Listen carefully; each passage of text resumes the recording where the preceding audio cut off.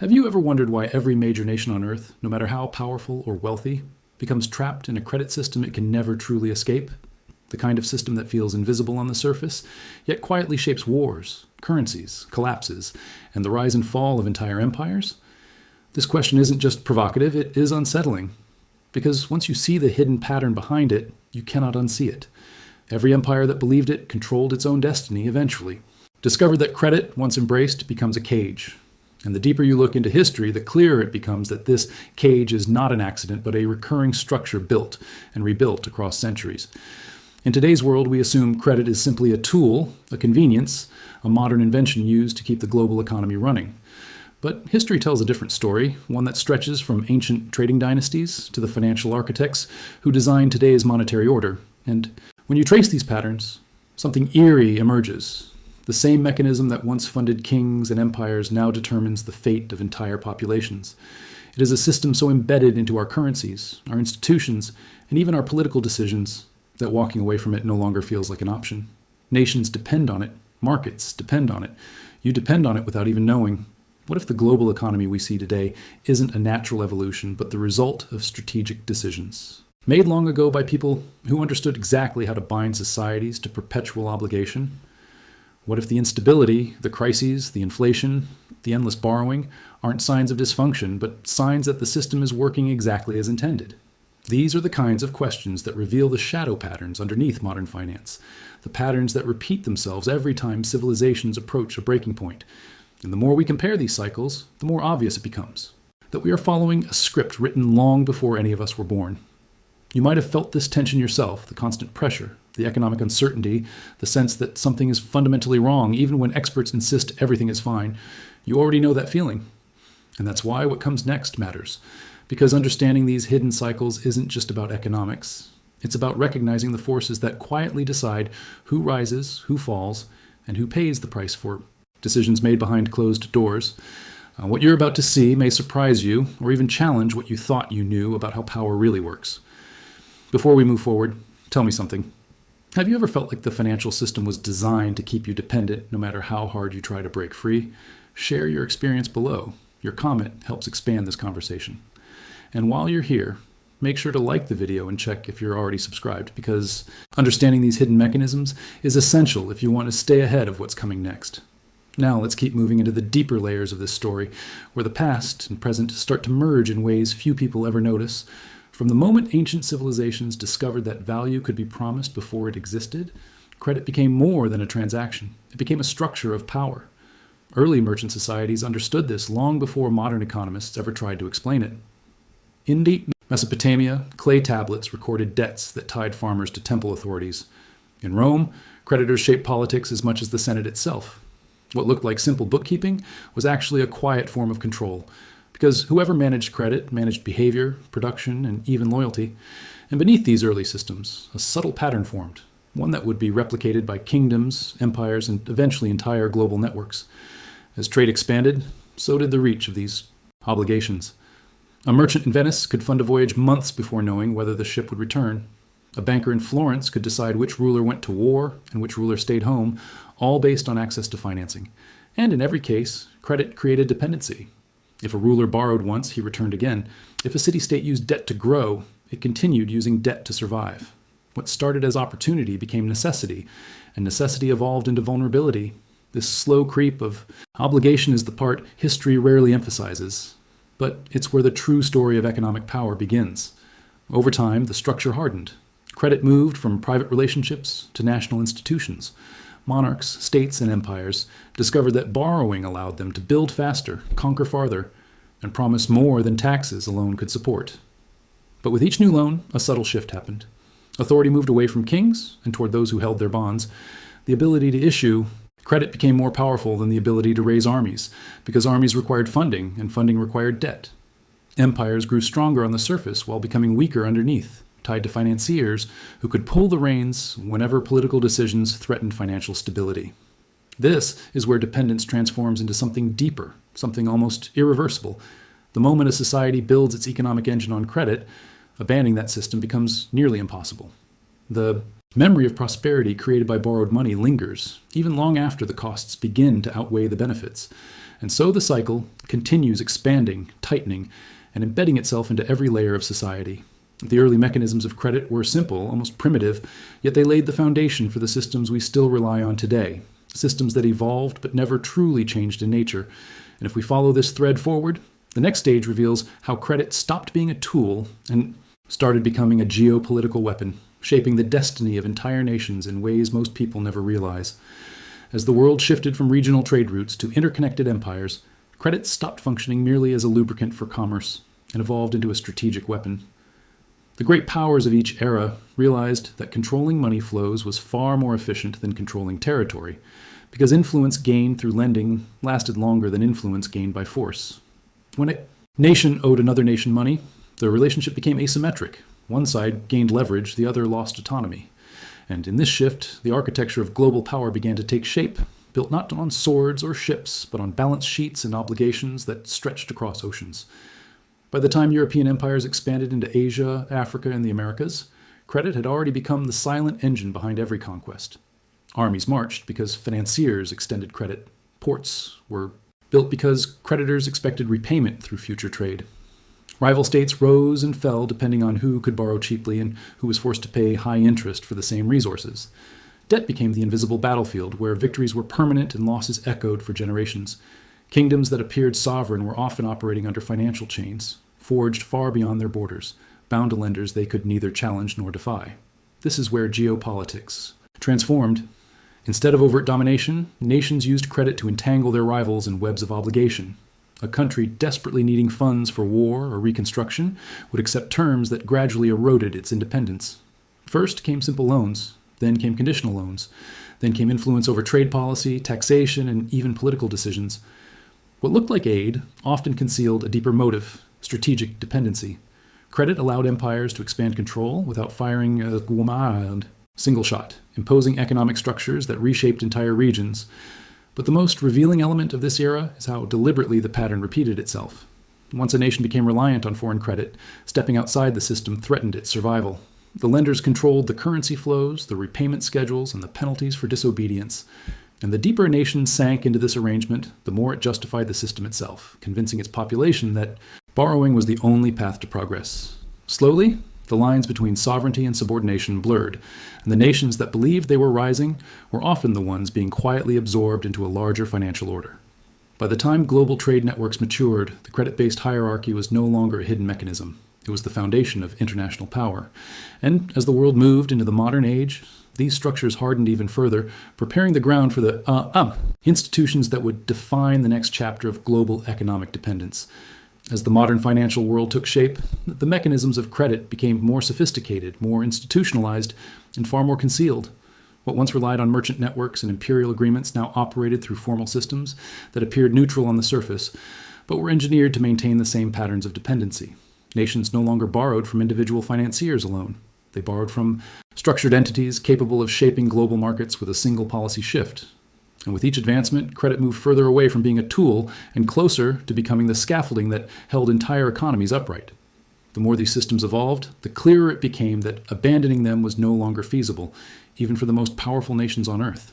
The creation of standardized government bonds transformed debt into something tradable, predictable, and deeply integrated into every financial institution. Banks, pension funds, and foreign governments began relying on these instruments as safe assets, meaning the stability of nations became intertwined with the perpetual existence of their debt. The paradox grew stronger. The more a country borrowed, the more the world depended on its borrowing to continue. In this environment, repayment didn't stabilize a nation. Repayment destabilized markets. The system no longer rewarded fiscal responsibility. It punished it. Debt had become the backbone of global liquidity, a constant cycle feeding itself. With the rise of central banks, this transformation accelerated. Interest rates became tools of influence. Monetary policy became a means of directing economic behavior. Nations learned that they could manipulate growth, control inflation, and manage crises through controlled expansions of credit. But with every expansion came deeper reliance. And with every reliance came a loss of flexibility. What looked like stability was actually a delicate equilibrium held together by debts that could never fully unwind. Removing even a single component risked collapsing the entire structure, so every nation continued forward, trapped by the very system that had once promised prosperity. International institutions added yet another layer, Agreements, regulations, and financial norms created expectations that all nations must play by the same rules, even when those rules disproportionately benefited the architects of the system. Whether through monetary coordination, development loans, or economic guidelines, the message was clear. Participation was mandatory, exit was unthinkable. And the more interconnected these systems became, the more the illusion of choice disappeared. Nations didn't just use credit, they were defined by it, shaped by it, and bound to its consequences. This era didn't just refine the old patterns, it made them permanent. And as these mechanisms tightened their grip on global economies, the hidden architecture of modern credit revealed itself as something far more controlling than the world was willing to admit. Before we continue, tell me in the comments, have you ever noticed patterns in how nations seem unable to escape debt, no matter how much they restructure or reform? Your perspective might help expand this discussion as we dive even deeper into how these systems took complete control. As central banking spread across the world, the nature of credit shifted from something negotiated to something engineered. What began as a tool of convenience became a structural force shaping national destinies. Banks were no longer just intermediaries. They became architects of entire economies, silently determining which industries flourished, which governments stabilized, and which nations drifted into crisis. The rise of institutionalized credit marked a turning point because it removed the last traces of flexibility from the system. When credit became standardized, regulated, and absorbed into national policy, the possibility of stepping outside the framework all but vanished. What had once been optional became mandatory, embedded in every transaction, every budget, every political decision. The expansion of central bank influence was subtle, gradual, and extraordinarily effective. Interest rates became levers that influenced millions of lives. A single adjustment could slow an overheated economy or revive a collapsing one, but each intervention created new dependencies. Nations learned to rely on monetary tools to mask structural weaknesses, using credit expansion to delay difficult reforms and preserve illusions of stability. Over time, this created a cycle where debt growth was treated not as a warning sign, but as a sign of national health. The more debt a country carried, the more liquid and vibrant its financial markets appeared, and the more investors trusted it. Debt became synonymous with strength rather than vulnerability.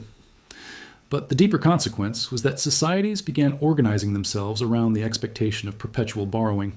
Governments built budgets assuming future debt. Corporations leveraged credit as their primary growth engine.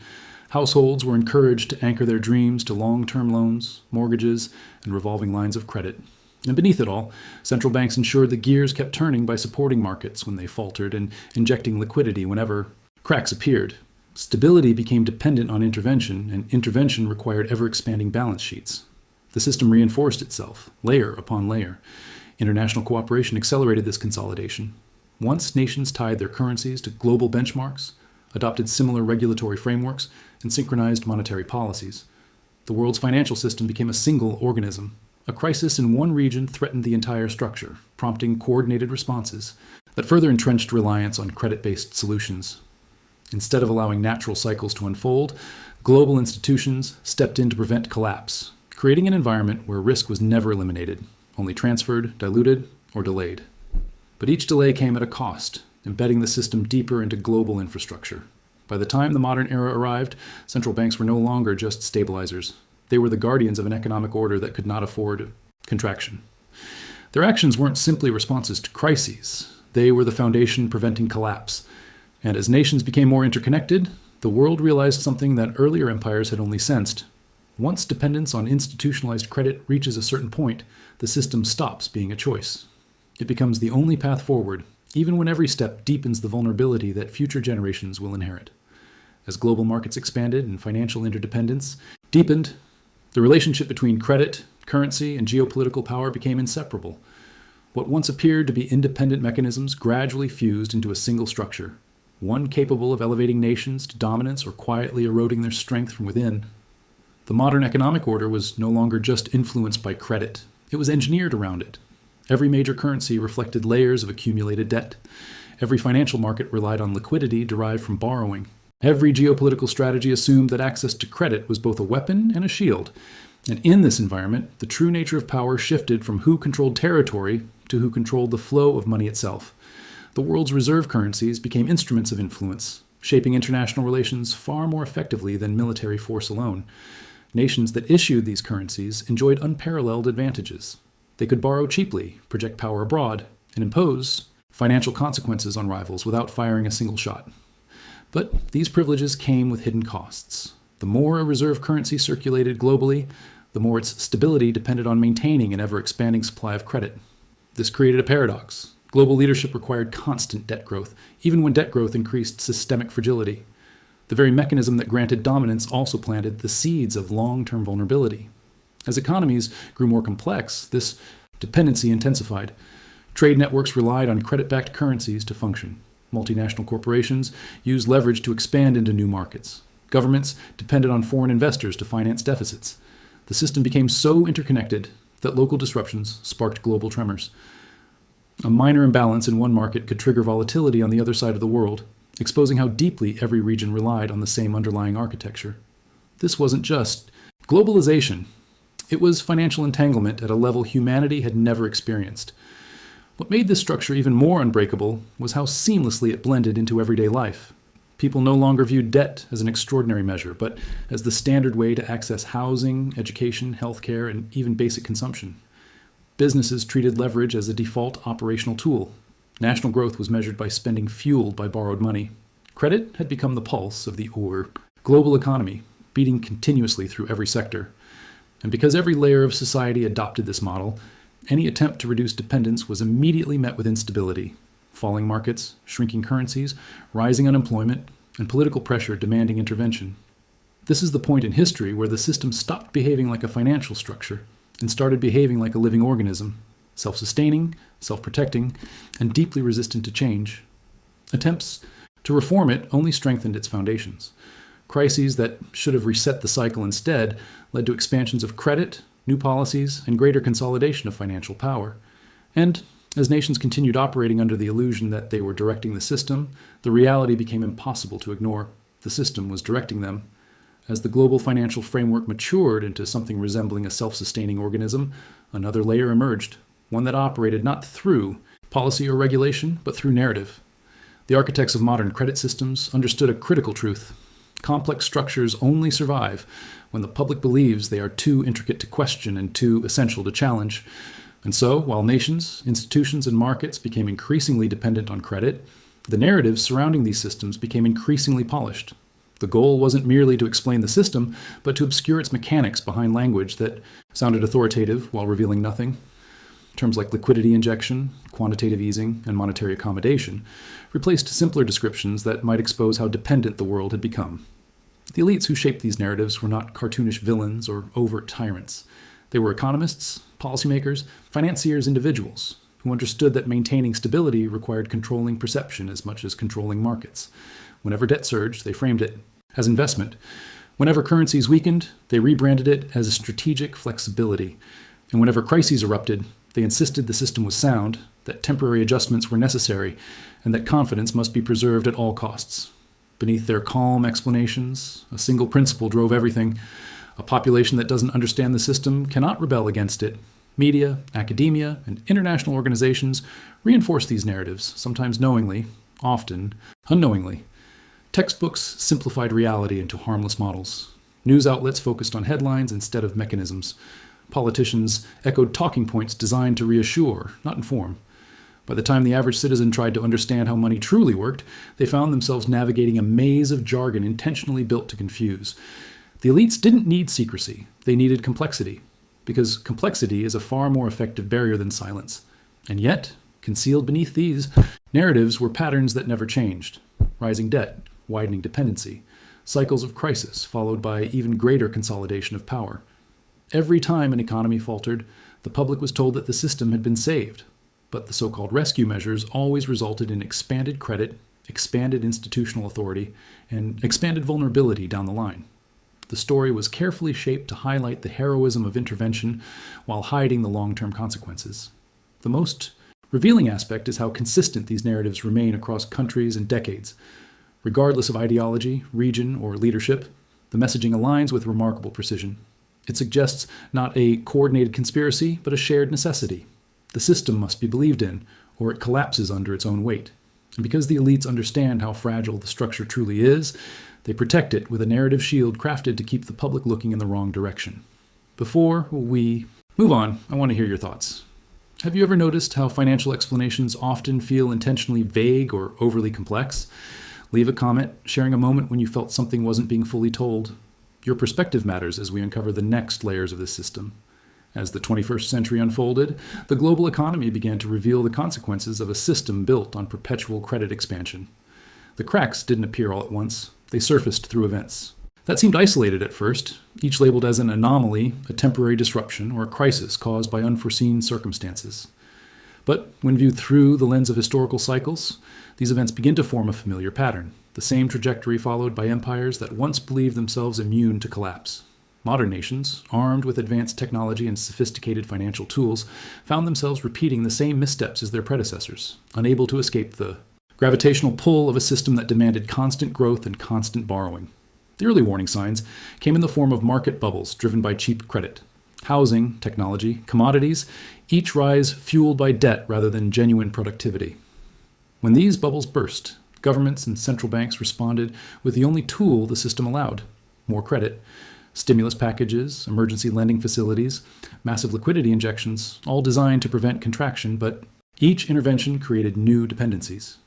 Instead of allowing the system to reset naturally, policymakers extended its life by binding it even tighter to the mechanisms that caused the instability in the first place. The global financial crisis of 2008 was the most dramatic example, a moment when the entire credit architecture nearly imploded. Rather than restructuring the system, the world's powers doubled down. Interest rates were slashed to unprecedented lows, quantitative easing became a standard practice, and debt levels soared across governments, households, and corporations.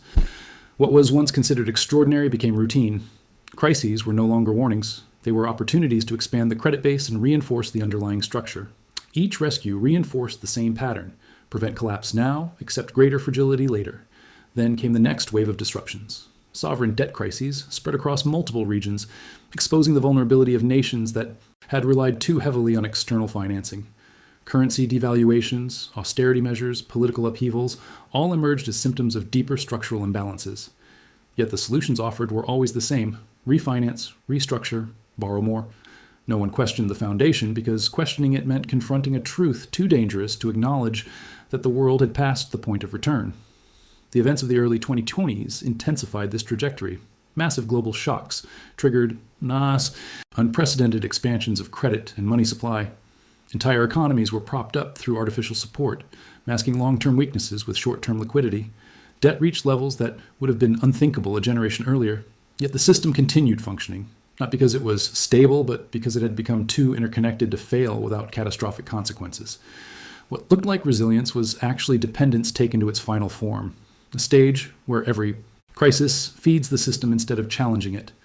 These modern disruptions are not random. They are the inevitable signals of a credit structure approaching its limits, revealing how deeply every nation has become entangled in a model that cannot contract without breaking.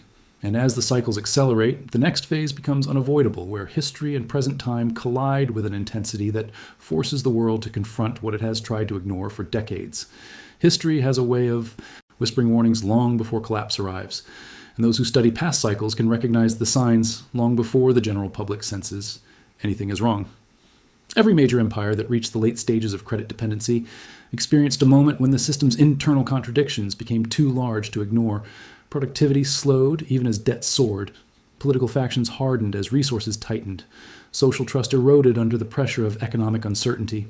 And leaders, instead of confronting the structural issues, turned to the only tool still available: expanded borrowing masked as bold policy. The world today mirrors these pre-collapse conditions with unsettling precision, following patterns once thought to belong only to ancient kingdoms and outdated regimes. One of the clearest signals is the widening gap between the promises made by governments and the resources available to fulfill them. Entitlements, subsidies, and long-term obligations grow faster than the tax base, creating a structural imbalance that no amount of political rhetoric can solve. Nations attempt to bridge the gap with credit, convincing themselves that growth will eventually catch up. But history shows that once debt outpaces productive capacity, the system enters a phase where the future is consumed to pay for the present. The illusion of stability remains intact only because the machinery of credit continues to operate, generating liquidity that hides deeper weaknesses. Another signal lies in the increasing frequency of interventions. Markets that once corrected naturally now require constant support. Small disruptions that would have been manageable decades ago trigger coordinated actions from central banks and governments. Each rescue demonstrates not strength, but fragility, revealing a system so tightly wound that even minor stress threatens to unravel it. When institutions become unable to tolerate downturns, when markets behave as though decline itself is unacceptable, the cycle has moved into the same territory that doomed past empires. Stability becomes artificial, engineered moment by moment, with no capacity for self-correction. Political polarization is another hallmark of late-stage cycles. As economic pressures intensify, societies fracture into competing narratives, each seeking someone to blame for the discomfort they cannot fully explain. History shows that when financial strain collides with distrust in institutions, the result is instability that spreads quickly and unpredictably. The collapse of consensus makes coordinated reform nearly impossible, leaving the system to drift toward outcomes no one openly chooses, but everyone collectively enables. This was true in late Rome, in pre-revolutionary France, in the final decades of major European empires, and the parallels today are difficult to ignore. Perhaps the most telling pattern is the disappearance of meaningful alternatives. In every historical cycle, there comes a moment when leaders insist that the current system, despite its flaws, is the only feasible path forward. Debates narrow, innovation stalls, solutions shrink to variations of the same idea, more borrowing, more liquidity, more temporary relief. And as the world embraces these familiar responses, it reenacts the final chapters of earlier eras, moving steadily toward a point where the credit structure can no longer absorb additional strain. What emerges from these signals is not the image of an economy preparing to stabilize, but one nearing the threshold where accumulated pressures converge. The world stands in the same corridor where past systems faced their moment of reckoning, caught between the desire to maintain the familiar and the reality that the familiar is precisely what accelerates the decline. As the weight of these historical parallels becomes impossible to ignore, the world finds itself standing at a crossroads remarkably similar to those faced by past civilizations. The credit system that once propelled nations into periods of unprecedented growth now binds them to a trajectory they can no longer redirect. Every intervention, every expansion, every carefully crafted reassurance only tightens the structure further, making change feel both necessary and unreachable. It is here, in this tension between recognition and inertia, that the final stage of these cycles usually begins. Not as a dramatic rupture, but as a gradual realization that the stability people believed in was sustained by forces far more fragile than anyone wanted to admit. The truth is that modern economies have evolved into frameworks where credit is not simply a financial tool, but the very language through which progress is defined. Growth is measured by spending, spending is fueled by borrowing, and borrowing becomes the lever through which governments maintain social calm. This alignment creates a world where alternatives fade, creativity narrows, and the scope for genuine reform shrinks with each passing decade. The cycle that once relied on human decision-making now moves with its own momentum, shaped by algorithms, expectations, and global interdependence that no single leader or institution can unwind. And yet, history reminds us that the most significant transformations often emerge when systems push themselves beyond their limits. The tightening of the current structure does not signal its permanence, it signals its vulnerability.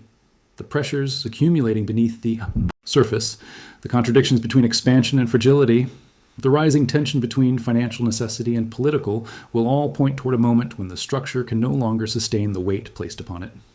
That moment is rarely predictable, but it is always decisive, reshaping the world in ways no one fully anticipates. What lies ahead is not predetermined, but it is shaped by the same forces that once redirected the paths of empires long forgotten. As these patterns converge, the question becomes not whether the system will change, but how prepared we are to understand the forces that will drive that change. The future will be shaped by those who recognize the signals early, who look beyond surface explanations, and who understand that credit-based power has always been the foundation beneath global stability and global upheaval alike.